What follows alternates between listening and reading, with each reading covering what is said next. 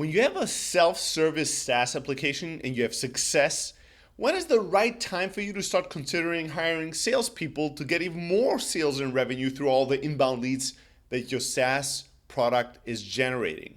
Well, that's a good question, and that's a question that I found I had earlier today. For me, my name is Steli Afti. I'm with Close.io, and we had a really interesting discussion about it, and I want to share some of the tactics with you to benefit you if you're in the same position. So here's the kind of the situation, right? You have a SaaS application. So far, it's all been self-serve. So your customers, when they come through your funnel and they sign up for, let's say, a trial of your product, if they want to upgrade, they do that on their own. You might be sending them drip emails or marketing emails. You might be doing tons of things to inspire and stimulate that upgrade, but you're not proactively calling them. There's no salespeople involved in the process. So now you've seen some success and you're wondering, when is the right time for us to hire salespeople to go after these inbound leads?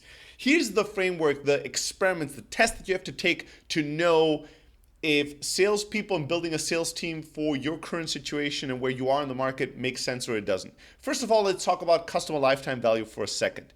If your customer lifetime value is in the hundreds, it might never make economically sense to hire salespeople. So you at least have to have the hunch that over their entire lifetime, a customer is worth a few $1,000s, right? Whatever that is, it's hard to say what the exact number is going to be for your business. It might be $2, $3, $4, $5,000, might be a little higher, but it needs to be in the thousands. Number two, you need to ask yourself, who is our market, right? Is it the prosumer or the professional? Is it an individual user at all times, or do we have real traction in businesses? Doesn't matter if they're small, medium-sized, or really large. All right, so having said that, here's what you do first. First, let's take an inventory of the leads that you're getting right now. And what you want to do is you want to see if you can segment the leads between kind of very small, mid-sized, and probably a little bit bigger. If you don't do any kind of lead scoring today, you might just want to, take the last week's leads and just manually go through them and do a little bit of research. And based on the email address or the information that they give you, do a bit of research and put together a spreadsheet and figure out how you categorize them. Then what you want to do is you want to look at, are the bigger leads, the larger trial accounts, are they converting at a lower rate than the small ones? That could be a good indicator that your larger trial accounts are probably in need of more help and more sales support to get to a buying decision. And because you don't give them that kind of sales support, they're not converting as well as the small trial accounts that don't need that and can just upgrade and upsell themselves. So that's some kind of homework that you can and need to do. And what you might want to do moving forward is you might want to start segmenting as part of the way that you create your funnel. You can ask a couple of questions or for pieces of information where people sign up, how big is your team or whatever else it is. You can pick up on their IP address or what kind of an email account they give in. Is it a Yahoo Mail account or is it a corporate email account? There's lead scoring tools out there. There's plenty of things that you can do to start scoring your leads and segmenting your leads, and you might want to start that. You might want to start adding, let's say you have 3-tier plans right now, small, medium, and big. You might want to add a fourth one that's called enterprise or large or whatever it's called, and that's a contact us plan, right? That people can't just get themselves, because that type of buyer, the larger organizations, when they come to your site, they're used to being sold to and they used to buy in a very specific way, typically interacting with sales and account manager. So they're looking for that type of channel to buy. And if they don't find it today, they might just turn around and leave. So you might want to start introducing that to see what kind of, out of all the traffic that we're getting, how many people would self-select themselves as kind of an enterprise client that wants to get a live demo or contacted by sales. And the next thing that you do, you run an experiment. And that experiment, the leadership team, the founders, whoever that is, you reach out to your larger trials. You pick up the phone and you call them. You welcome them to the trial. And your goal is not to sell them. Your goal is not to see how much salesmanship would move the needle in terms of revenue. Your goal is to get insights. And the insights you're looking for is the larger trials that we're getting. What kind of a buying process do they go through? And is that a buying process where a salesperson could make a difference? and I'll give you the framework to think about.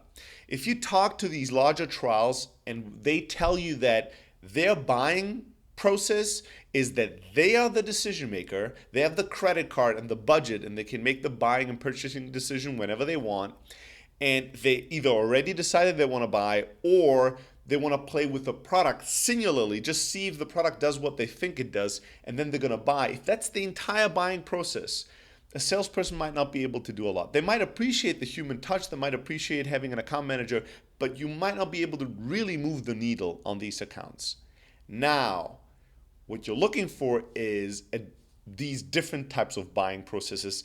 Usually buying processes and buying cycles that have friction. So what you're looking for is people telling you that they're not just evaluating your solution, but you're evaluating your solution and a number of other competitors.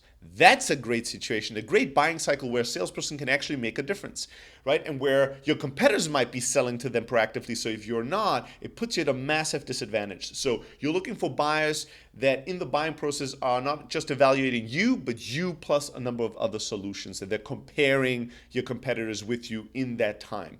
You're looking for buying cycles where it's not necessarily a single individual that's going to make the decision. So you're looking for buying cycles that involves other people. The more people are involved in the buying decision, the more stakeholders, the higher the likelihood that proactively selling to them and having an account manager or salesperson managing that deal could really dramatically move the needle up in terms of how many of those convert into customers. So you're looking for complex buying cycles that involve multiple people, multiple competitors, multiple people, and then you're looking for real obstacles, challenges, things like concerns they have that are very hard to self-manage, concerns about security, concerns about privacy and data handling and management, concerns about budget, can we really afford this? This is too expensive. Concerns about any concern that's not easy to address is a good signal that a salesperson might be able to move the needle significantly for that type of a buyer during the trial. So what you're doing is you take a month or you take a few weeks and you start calling your largest trials, and what you're trying to figure out is, do these trials have any type of complexity in their buying process where a salesperson could make a difference? Are we compared with other competitors? Are we being evaluated by one person or by a number of people? And do our buyers have real difficult concerns to be addressed about security, about scalability, about pricing, about any number of concerns that are just where a salesperson selling and managing and answering questions and helping move them in the decision process forward could make a difference. And if you find that you have a lot of these larger trials have that level of complexity, then you're probably on the money and you probably have the opportunity to build an inside sales team for your inbound leads. If you don't have that, if all of your inbound leads are kind of like just looking at your product, it's a single decision maker, there's not a lot of complexity to the decision-making process, there might not be a big opportunity to hire salespeople and really make a difference in your revenue numbers and in your business overall. I hope that is a framework that works for you. Now, if you ask yourself, once I've gone through that exercise, let's see, there is a big opportunity to hire people. How do I hire people? How do I train them? How to go about all that? We'll link up to that in this video.